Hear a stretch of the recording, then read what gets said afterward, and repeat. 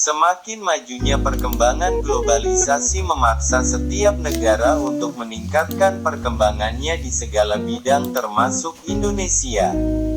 Perubahan pola kehidupan dan pekerjaan masyarakat secara menyeluruh, berbagai penggunaan teknologi canggih, alat dan mesin yang mengeluarkan polusi mewarnai dinamika kehidupan terutama daerah perkotaan. Sebagai imbasnya terhadap perkembangan pembangunan di Indonesia membawa dampak yang bersifat positif dan negatif. Dampak yang positif adalah ketersediaan lapangan kerja dan peningkatan kesejahteraan masyarakat, sedangkan dampak negatif adalah adanya penurunan tingkat kesehatan lingkungan sebagai akibat proses industri yang dapat menimbulkan limbah baik itu berupa gas, debu, limbah kimia dan yang lainnya yang dapat mencemari udara di sekitarnya. Salah satu penyakit yang ditimbulkan akibat pemanfaatan teknologi adalah asma. Asma ini adalah penyakit oleh karena adanya pencemaran udara akibat dari suatu kejadian yang ditanggapi dengan reaksi yang berlebihan dari saluran pernapasan terhadap berbagai macam rangsangan dan dapat menyebabkan kesukaran pada saat melakukan napas karena penyumbatan yang menyeluruh dari saluran napas yang dinamis. Menurut Kaliner 1980, asma adalah suatu penyakit yang berdasarkan adanya kepekaan saluran pernafasan yang berlebihan dengan manifestasi berupa penyumbatan obstruksi saluran pernafasan yang dapat pulih kembali reversibel, dan diikuti oleh perubahan-perubahan patologi. Penyakit asma ini merupakan salah satu penyebab kesakitan terbanyak setelah penyakit infeksi. Pada daerah perkotaan dan industri asma ini mempunyai prosentasi yang lebih tinggi. Penyakit paru dengan tanda-tanda khas berupa 1.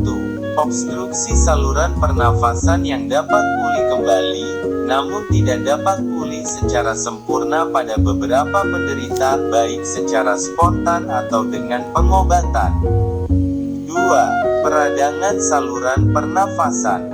3. Peningkatan kepekaan atau tanggapan yang berlebihan dari saluran pernafasan terhadap berbagai rangsangan. Penyakit asma telah dikenal sejak berabad-abad lalu dan sampai sekarang menjadi masalah kesehatan masyarakat. Di Indonesia diperkirakan 2-5% penduduk menderita penyakit yang ditandai dengan adanya batuk, sesak nafas, dada tertekan dan mengi atau nafas berbunyi. Klasifikasi asma. Berdasarkan konsensus internasional dan konsensus nasional, asma diklasifikasikan menjadi 3 kelompok yaitu 1. Asma episodik jarang atau asma ringan. Gejalanya kurang dari 1 kali bulan. Lama serangan kurang dari 1 minggu. Intensitas serangan ringan. Tidur dan aktivitas tidak terganggu. Variabilitas lebih dari 15%. 2. Asma episodik sedang atau asma sedang. Lama serangan 1 minggu atau lebih. Intensitas serangan lebih berat. Tidur dan aktivitas sering terganggu. Variabilitas lebih dari 30%. Gejala lebih dari 1 kali per bulan. 3. Asma persisten atau asma berat. Gejalanya sering. Aktivitas fisik terbatas. Intensitas serangan berat. Variabilitas lebih dari 50%. Penyebab dan pencetus asma. Penyebab asma belum diketahui dengan jelas, meskipun yang mendasari penyakit asma adalah bronkus yang hiperreaktif. Kondisi ini bukan satu-satunya faktor yang menimbulkan terjadinya gejala asma. Berikut ini beberapa pencetus yang dapat menimbulkan serangan asma. 1. Alergen adalah zat yang menimbulkan alergi. Alergen merupakan faktor pencetus yang sering dijumpai pada asma. Alergen dapat masuk ke dalam tubuh melalui hirupan, makanan, minuman, Suntikan yang dapat merupakan alergen adalah debu rumah, spora jamur, serpihan bulu kucing del. Pada saat pertama kali masuk ke dalam tubuh, alergen akan merangsang sistem pertahanan tubuh untuk menghasilkan zat anti pada saat pertama kali masuk ke dalam tubuh. Zat anti yang dibentuk dikenal dengan nama imunoglobulin E atau Ig. Tubuh penderita alergi sangat mudah memproduksi Ig yang sangat spesifik terhadap alergen yang merangsangnya. 2. Infeksi saluran nafas. Infeksi saluran nafas merupakan salah satu faktor pencetus yang paling sering menimbulkan asma. Infeksi saluran nafas disebabkan oleh virus dan bakteri, salah satunya adalah virus influenza. Pada orang yang normal, infeksi saluran nafas hanya akan menyebabkan batuk, pilek, dan demam. Namun pada penderita asma gejala ini akan diikuti dengan serangan asma, oleh karena itu penderita asma peka terhadap infeksi virus sehingga sebaiknya penderita asma menghindari penularan dari orang yang sedang menderita infeksi saluran nafas. 3. Iritan. Iritan atau polusi udara dalam rumah dapat menimbulkan asma, misalnya bau-bau merangsang seperti minyak wangi, semprotan obat nyamuk, cat dan asap rokok. Polusi udara akibat pabrik juga dapat mengganggu penderita asma karena asma sangat peka terhadap zat-zat hasil samping yang dikeluarkan pabrik, terutama asap yang mengandung hasil pembakaran. Oleh karena itu sebaiknya penderita asma tidak tinggal di daerah sekitar pabrik.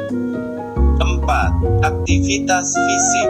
Aktivitas fisik yang berat atau berlebihan akan menimbulkan serangan asma pada sebagian besar penderita asma, di mana reaksi seorang pengidap asma pada gerakan tubuh yang berat bisa terjadi secara tiba-tiba. Tapi pada penderita asma tidak perlu menjauhi olahraga karena dalam jangka panjang olahraga justru bermanfaat bagi penderita asma dan akan meningkatkan kebugaran paru-paru. 5. Obat-obatan. Obat-obatan yang mengandung aspirin, tablet-tablet anti peradangan non-steroid, beberapa tablet tekanan darah, dan obat tetes mata. Oleh karena itu obat-obatan tersebut dapat mencetuskan serangan asma. 6. Faktor emosi.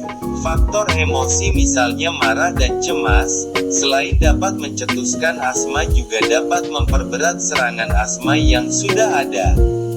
Dalam situasi yang tertekan tubuh memproduksi hormon, sehingga bila dalam situasi yang mendorong rasa takut atau cemas yang semata-mata kejiwaan dan tidak menuntut aktivitas fisik tambahan, tubuh dibebani hormon secara berlebihan yang tidak bisa dimanfaatkan sehingga menyebabkan detak jantung meningkat, tekanan darah tinggi sehingga terjadi pemicu serangan asma. 7. Cuaca adalah perubahan tekanan udara, perubahan suhu dan kelembaban udara, juga dapat menimbulkan serangan asma. Udara yang terlalu panas atau dingin juga menimbulkan serangan asma. Salah satu program penata laksanaan asma adalah meningkatkan kebugaran fisik dengan melakukan latihan dan olahraga. Bila latihan tersebut dapat dilakukan secara rutin dijadikan sebagai kebiasaan dapat memperbaiki tingkat kebugaran dan secara tidak langsung akan memperbaiki kondisi-kondisi pasien sehingga penderita asma dapat mengontrol keadaannya untuk mencapai kualitas hidup yang lebih baik.